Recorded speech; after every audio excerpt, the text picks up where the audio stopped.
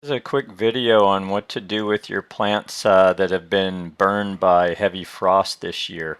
And these for my clients primarily, but if you've got an area that got abnormally heavy frost, this is the worst we've had in over 10 years, then some plants were damaged. And what I talk about is what to do and what not to do right now. And the primary thing I wanted to say is do not be cutting these plants back a lot right now when we're still have a lot of winter left, and then you're just exposing that raw cut to potentially low extremes again. That will just damage the plant more deeply and potentially kill it. So here's some instruction on particular plants. Use that as an overview. This is Polygala myrtifolia, sweet pea shrub, and it has a lot of burn.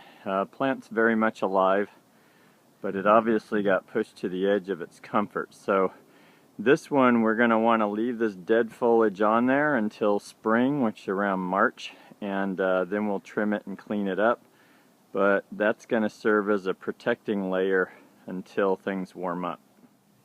This is Coleonema Sunset Gold, pretty popular plant, and where you look right here, you see this brownish off color here. You know, this is the color the plant should be down in here.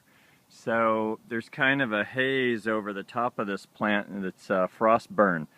Again, I'm going to leave this on here for the rest of winter, and it'll serve as a protectant or a protecting layer, and it protects what's underneath. If you see under there, see how it's green under there? So I want to protect that for the remaining of the winter. So do not cut that part back until March or so, when we're free of any potential heavy frost. This is Polygala petite butterflies, and it looks like it might be dead. There are some hints of green left on here, so I'm going to leave this plant until March, and then I will cut it back and see if the deeper wood that's underneath will push some new growth. And they surprise you a lot. You know, again, this plant's been here for 10, 11 years, and this is the first year it's ever looked anything like this. So there's a strong possibility it's still alive, but certainly most of the foliage just hit its limit and couldn't handle it. So I like to wait on these and wait till spring before I cut them back and expose them to more frost. This is Leucadendron Jester, and it's damaged but not dead, not even close to it. Certainly these tips are done for, but if you look here, there's still a lot of green in the foliage. The stem, usually on these stems, if they're really dead, they're going to turn brown.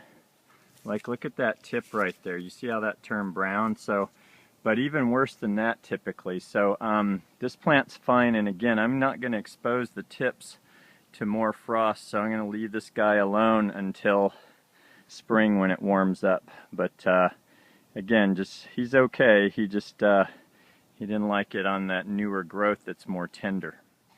This is a plant, a Leucospermum, that I was test growing for our area, and if you'll see that it still has a lot of green left in the leaves, so this plant's still alive. Whereas if you look at that one back there, there's no sign of green whatsoever. Probably dead, but I'm going to wait and see to cut it back in the spring before I decide that.